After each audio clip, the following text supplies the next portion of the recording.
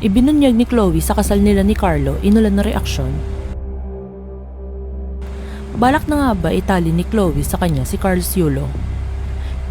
Kilala si Chloe Angele San Jose bilang content creator, social media personality at singer. Kilala rin ito na long-time girlfriend ng two-time gold medalist Filipino gymnast na si Carlos Yulo.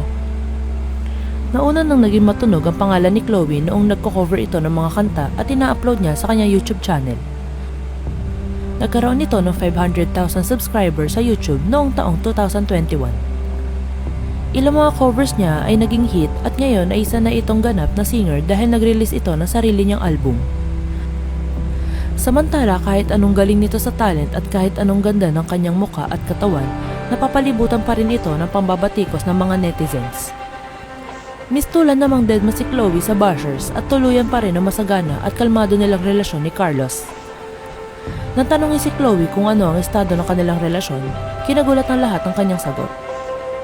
Inamin nito na napag-uusapan na rin nila ang kasal dahil 5 taon na rin sila magkasintahan. Samantala, ayaw raw nilang itong madaliin at ayaw rin nilang kumalat pa ito sa social media. Ang gusto raw nila ay pribadong kasal dahil malalaman rin naman daw ito ng publiko. Puno pa rin ng pambabatikos ang magkasintahan lalo na si Chloe dahil sa pambabastos at pamamahiya nito sa ina ng kanyang boyfriend. Samot-saring reaksyon rin ang mababasa tungkol sa kasal ng kanilang binabalak dahil hindi maganda ang kanilang pakikitungo sa ina ni Carlos Yulo. Ani ni Chloe, hindi naman raw suportado ng ina si Carlos noong nagsisimula pa lamang ito. Ngunit noong nagkaroon ng gold medal sa Olympics si Carlos, ay gusto na nitong pauwiin si Carlos sa kanilang bahay. Marami ring palitan ng mensahe sa social media ang panig ng ina ni Carlos at Chloe kaya hindi maayos ang kanilang relasyon sa ina nito.